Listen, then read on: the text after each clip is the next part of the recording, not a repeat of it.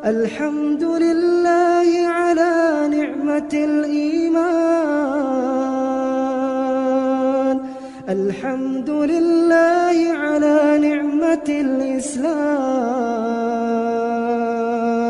الحمد لله على نعمة الهداية. Ahibati fillah, seringkali kita mendapatkan undangan walimatun nikah. Fulan menikah, fulana menikah. Kerabat-kerabat kita, kawan-kawan kita, tetangga-tetangga kita. Tapi pernahkah kita mendapatkan undangan walimatut thalaq? Pesta perceraian. Ana rasa nggak ada.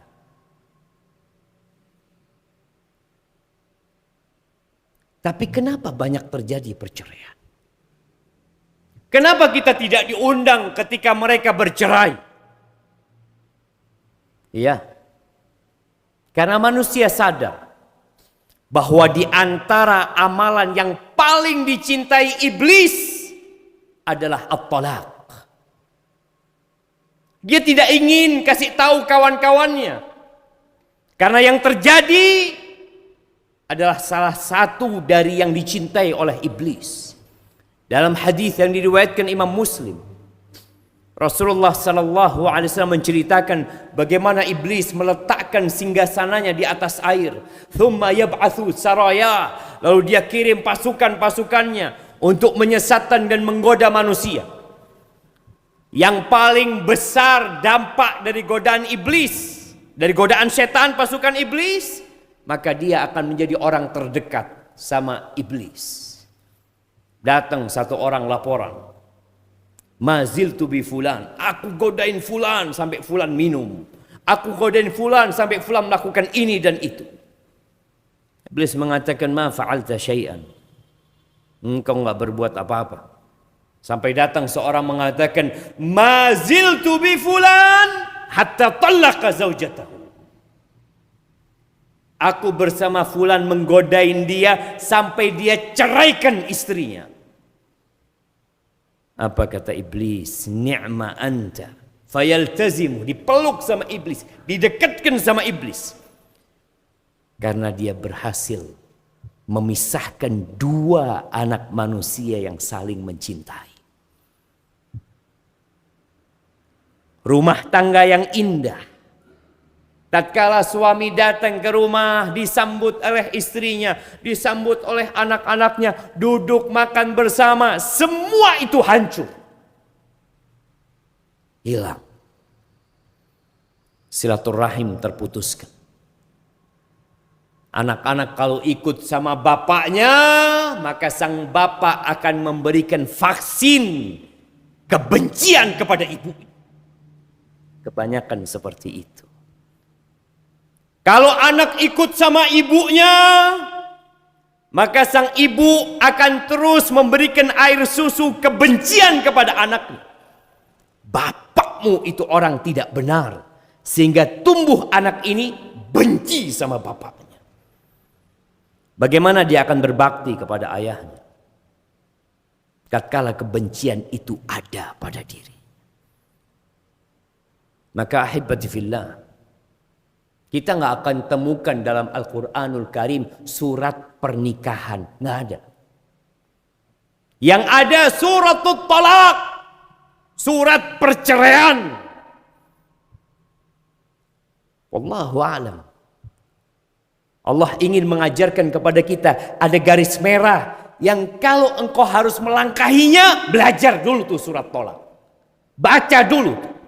Kalau engkau harus berpisah, karena memang disyariatkan tolak dalam agama kita, ada. Tapi kapan kau bercerai? Kapan kau berpisah? Bukankah kemarin engkau mengundang orang-orang, menyampaikan kepada mereka, aku mau nikah. Dan orang-orang tahu engkau menikah. Dia hadir, dia bawa hadiah.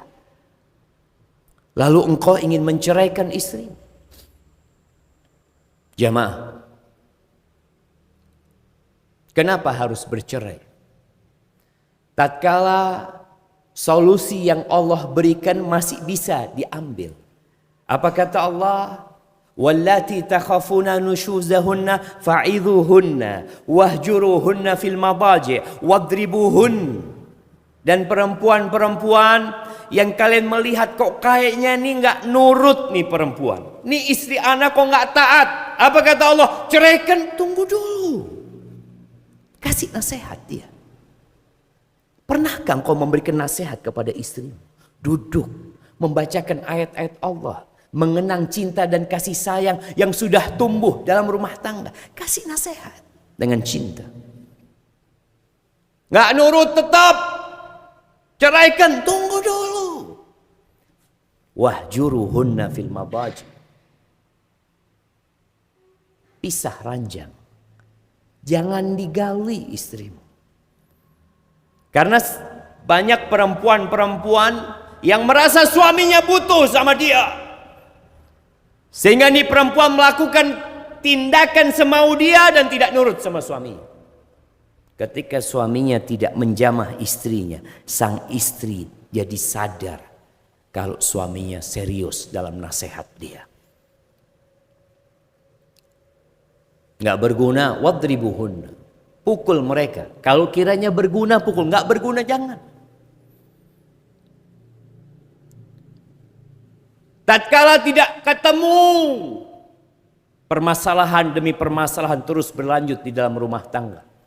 Keributan demi keributan terus membuat tetangga capek mendengar nih rumah ribut terus kerja. Ceraikan istrimu, tunggu dulu. Fab'athu hakaman min ahlihi wa hakaman min ahlihi. Kirim mediator. Kirim dari keluarga istri, dari keluarga suami, biar ketemu.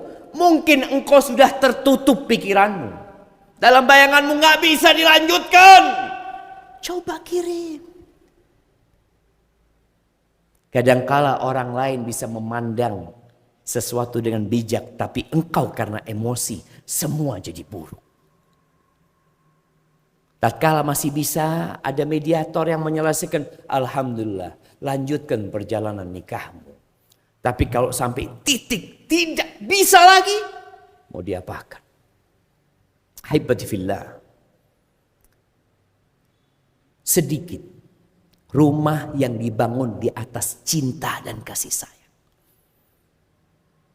Kita jangan mau dibodoh-bodohin sama tuh sinetron, sama drama Korea, sama film-film yang ada yang menampakkan rumah tangga isinya cinta semuanya.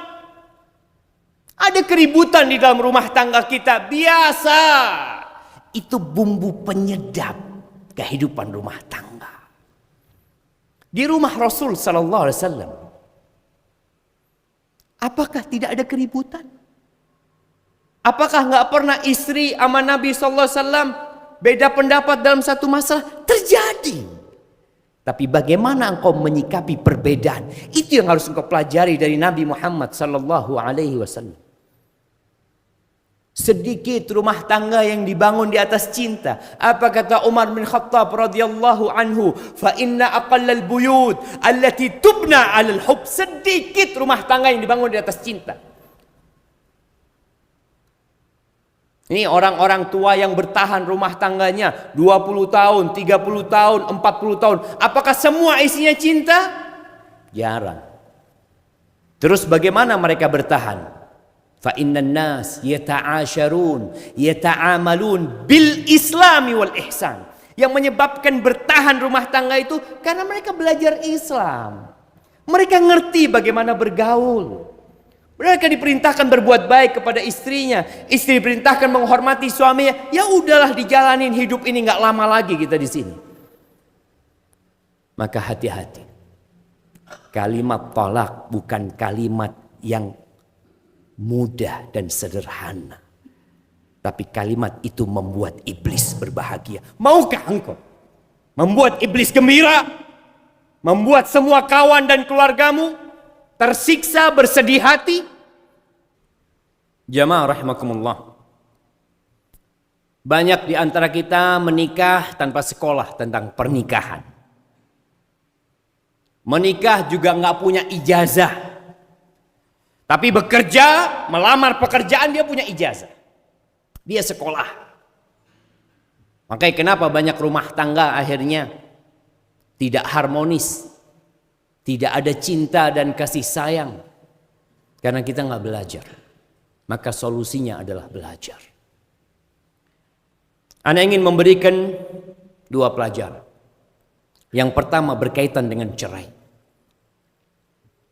Kata Nabi alaihi salatu wassalam, 3 jidduhunna jiddun wa hazluhunna jiddun. Ada 3 perkara yang seriusnya serius, yang humornya, guraunya serius. Yang pertama at-talaq, perceraian. Yang kedua an-nikah, yang ketiga al-itq, membebaskan budak. Ketika engkau mengatakan kepada istrimu dengan gurau, aku sudah ceraikan engkau. Enggak, aku gurau, jatuh perceraian itu. Enggak ada gurau dalam perceraian. Kata cerai itu ada 2. Ada yang jelas, maknanya hanya cerai. Kedua, ada yang multi makna. Ketika seorang suami mengatakan kepada istrinya, sana engkau pulang ke rumah ibumu. Apakah jatuh cerai? Ya, kalau niat menceraikan. Kalau tidak, tidak jatuh cerai. Ini pelajaran pertama. Yang kedua,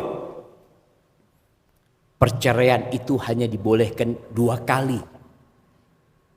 Yang engkau boleh merujuk istrimu. At-talaqu marratan. Fa imsakun bima'ruf atau tasrihun biihsan. Jadi antum punya kesempatan mengatakan tolak kepada istri 2 kali untuk boleh rujuk. Aku ceraikan engkau. Sudah jatuh cerai. Besok dia rujuk, balik lagi. Berapa bulan ribut, berapa tahun ribut, aku ceraikan engkau 2 kali. Kemudian kalau dia mengatakan aku ceraikan engkau yang ketiga kali, nggak ada kesempatan balik lagi ke istri. Kita bicara hukum agama. Kalau mungkin di pengadilan ada proses yang harus dijalani. Jadi tatkala engkau sudah pernah mengatakan kepada istrimu, cerai, ana sudah katakan dulu mungkin 4 kali Ustaz, mungkin 10 kali, setiap marah ana ceraikan istri ana. Ingat, setelah 2 kali, yang ketiga nggak ada kesempatan untuk balik kepada istri sampai istri kita menikah sama laki-laki lain. Ambil pelajaran ini. Kalau engkau pernah menceraikan istrimu 10 kali dulu, lebih dari 3 kali, istrimu nggak halal buat engkau. Jamaah rahimakumullah. Semoga kita semakin semangat untuk belajar agama kita. Itu modal kita untuk menuju kepada Allah Azza wa Jalla. يا قلب ما زلت تبكي على حبيب جفاك وسرت في ركب ليلى ولحظها إذ رماك وطارت الروح شوقا لمرتعي